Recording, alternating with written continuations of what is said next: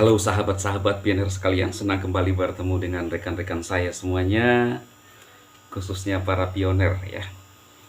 Bagaimana kabar teman-teman semuanya ya? Saya berharap tetap semangat, tetap mining, dan tetap menjaga hati, karena itu yang paling penting ya.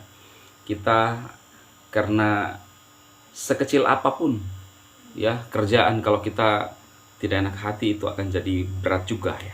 Sama halnya ketika kita mining ya. Walaupun ini hal sepele menurut saya, tetapi bisa membuat kita juga emosi terus ya. Ada banyak orang di luar sana yang emosi dengan aplikasi ini. Nah, apakah kita akan memasuki sebuah revolusi ya, peradaban baru ya di Pi Network, teman-teman? Saya melihat sebuah postingan di grup kita ya. Ada foto Bang Nicholas ya. Ada foto Bang Nicholas Kokalis. Kemudian di ada beberapa nama-nama perusahaan-perusahaan ya di bawah foto beliau.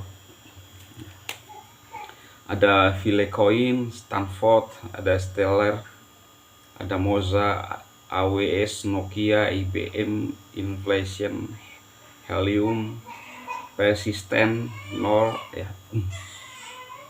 Nah, ini sepertinya perusahaan-perusahaan yang hebat ya. Hebat semuanya ya. Lalu deskripsinya seperti ini, teman-teman. Ini mungkin bisa menjadi bahan pemikiran kita, dan tergantung kita apakah kita mau percaya atau tidak. Kita berada di awal revolusi yang mirip dengan lahirnya internet ya. Hanya sedikit orang yang memahami pada awalnya, namun sekarang tidak dapat bertahan tanpanya. Dr. Nicholas Kokalis, pendiri Pi Network. Oh, rupanya ini kata-kata beliau.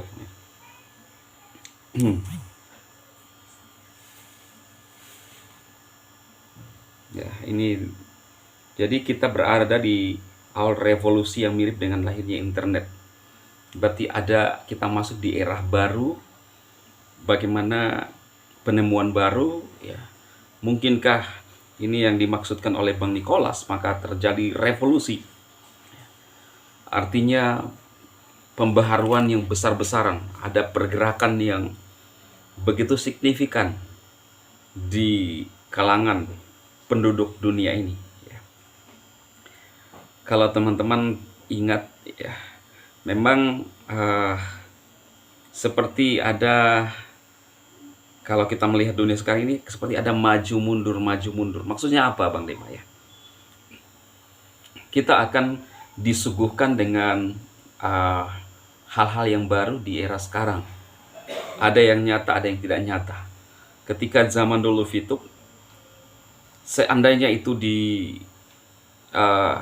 dikomunikasikan dengan baik oleh pihak regulator kita, maka itu bisa membawa sebuah dampak positif. Kita masuk sebuah era baru ya. Tetapi karena tidak bisa ya, bahkan mendapat tempat, diberikan kesempatan di sini ya, di sini maka pergi begitu saja. Jadi kita disuguhkan pemandangan-pemandangan yang akan muncul, berani membuat terobosan, tapi nggak bisa diterima ya. Kita berharap bahwa sebuah karya yang dicetuskan oleh sahabat saya, Bang Nicholas ya, seperti ini, sepertinya pernyataan dia ya, kita masuk di era baru lagi. Dan setiap ada perubahan, kadang-kadang ada gesekan. Orang tidak bisa nerima. Ingat teman-teman, ketika saya masih ingat sekitar tahun 2004, bukan 2014 ya, 2004 saya pertama kali masuk di kota ya besar lah, boleh dibilang kota besar. Saya masih menggunakan telepon koin ya. Jadi uang 100 rupiah dimasukkan, lalu kita bisa nelpon beberapa 3 menit ya sepertinya ya, kita bisa nelpon. Belum ada HP sehebat ini ya, secanggih ini. Kemudian selangkah lebih maju, maka saat itu orang-orang masih, pada zaman itu ketika ada orang menggunakan HP atau Nokia masih kotak itu ya, ditaruh di samping, itu sudah bangga, jalannya sudah bangga, sudah seperti tidak menginjak tanah, ya kan. Kemudian selangkah saya bisa membeli HP Siemens C35.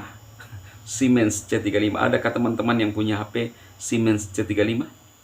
Saya masih ingat bunyinya tuh. Itu kalau bunyi, wah bangga sekali. Kita punya sangat bangga punya HP Siemens C35. Dan sejak itu maka kecepatan teknologi semakin berkembang saat itu. Itu baru HP loh ya, baru SMS. Belum masuk ke Android. Jadi masuk dari SMS dulu ya. Dulu kan masih telepon koin ya. Kemudian masuk SMS, pesan singkat, kemudian masuk BlackBerry ya, BBM, kemudian Android. Ini Android ini yang benar-benar merajai ya.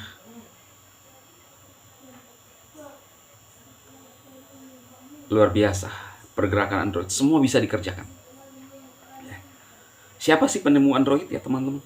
Nah, kecepatan yang begitu luar biasa, semua bisa di telapak tangan. Bahkan Bang Dema dari telapak tangan bisa menghasilkan puluhan juta beberapa aplikasi, bahkan sudah boleh dibilang ratusan juta digabung-gabung semua aplikasi ya. Hasilnya kemana? Hasilnya masuk investasi di anak-anak ya, sekolah anak-anak masih bisa bertahan sampai saat ini, masa pandemi.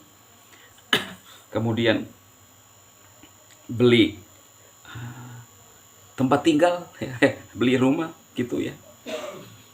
Semua dari itu. Saya ini teman-teman tidak punya warisan. Ya ada sih ya, ada warisan, tetapi kan jauh dari kota metropolitan. Kita juga ingin ya sedikit lah ya, maju selangkah. Ya, saya tidak menganggap ketika di kampung itu ada harta orang tua ya, itu pasti jadi ya kita juga yang memiliki ya, apalagi Bang Dema kan anak tunggal pria ya. Yang lain saudara-saudara Bang Dema semua itu kan wanita semua ya, jadi saya paling cakep di antara semua.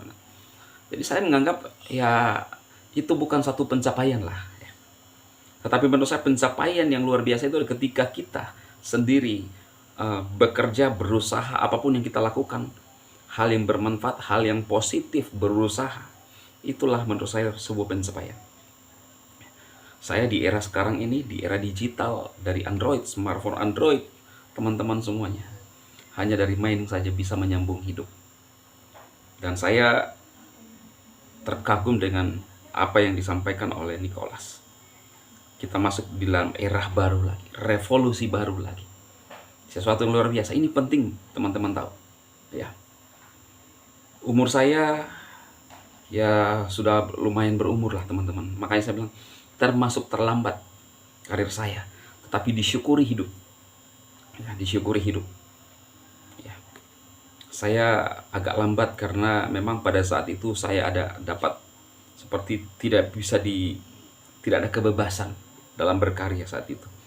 Sehingga baru beberapa tahun ini saya punya kebebasan untuk berkarya di media sosial. Sehingga baru itulah ya, saya bisa seperti ada perubahan signifikan ya. Oke teman-teman, ini saja yang saya sampaikan, motivasi, kemudian juga